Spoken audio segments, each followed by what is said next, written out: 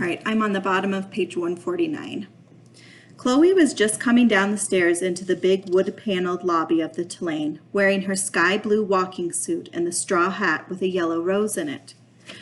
She still looked exhausted, Violet thought. She looked like she hadn't slept at all. Chloe got to the bottom of the stairs and stopped, looking at Mr. Martin for a moment as if she wasn't sure who he was. She didn't notice Violet and Myrtle at all. Violet watched Chloe and Mr. Martin look at each other. The desk clerk and the drummer he was playing cards with watched too. Chloe's mouth opened a little bit, and she froze. Mr. Martin turned faintly pink under the train soot, and Violet could almost hear him wishing he'd stopped to wash his face. Chloe's face turned pink too. "Theo, what were you thinking? Helping my sister run away from home?" "He didn't help me run away from home. I did it myself," Violet said, annoyed. Chloe spared Violet a glance and then looked back at Mr. Martin again.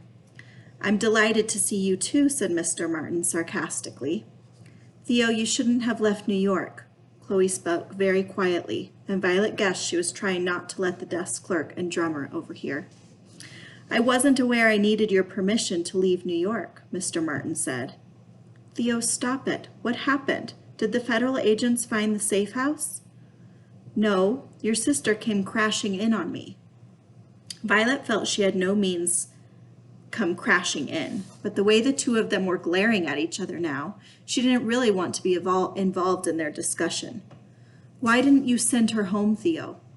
"Because it's impossible to make you headstrong Mayhew women do anything you don't want to," said Mr. Martin testily.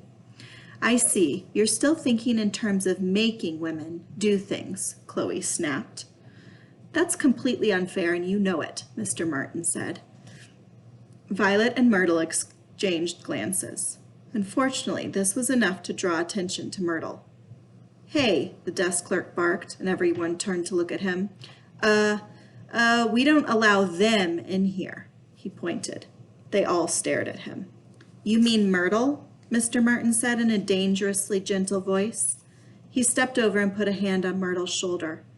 "If you don't mind, we're trying to have a conversation here," said Chloe to the desk clerk. "Have it somewhere else then," said the desk clerk, "not in my hotel."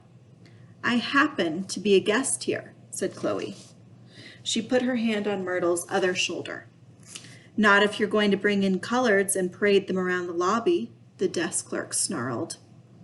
"Yeah, this is a high-tone establishment," said the drummer, shuffling the cards and pushing his hat back on his head. "Have you two eaten?" Chloe asked Mr. Martin. "No, we were just going to look for something." "Do you need any money? I mean, to get the child something to eat?" Chloe said. Violet noticed that they were both looking at Myrtle now and that neither of them seemed angry anymore. "No, thanks, I have." "Are you going to get that colored kid out of here, or am I going to have to call somebody?" the desk clerk asked. "We're leaving," said Mr. Martin. "I'm sure we can find some place where they'll take our kind in, even in Nashville," he added, giving the desk clerk a nasty look. "I can't imagine where," said the desk clerk. "There's colored hotels, of course, but you ain't colored." "I don't think I like Nashville," Myrtle said to Violet when they got out to the street. "I'm not so sure I like it either," said Mr. Martin, overhearing her. "Well, it's your own," Chloe started to retort, but then seemed to think better of it.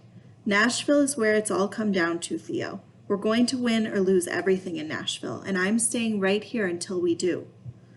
Mr. Martin went over to the curb. "How's the old Hope chest holding up?" Chloe followed him.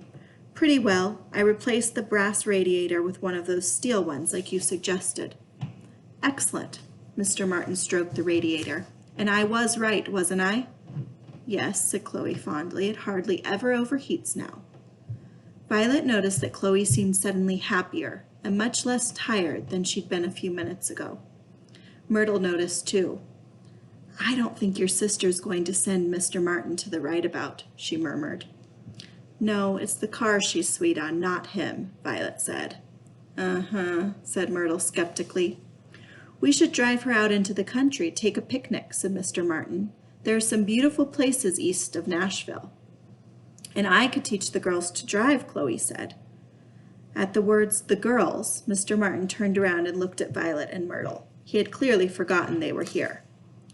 "Let me go get this one something to eat," he said, "and find a place to park her. There has to be a hotel that takes white and colored in this town somewhere." Violet watched them go with regret. She hadn't realized it until now, but she hadn't seen a single colored person at the Hermitage or the Tulane. She was sorry that Myrtle wasn't going to be able to stay with her. Maybe when women got the vote, they'd be able to change that. And that is the end of chapter 12.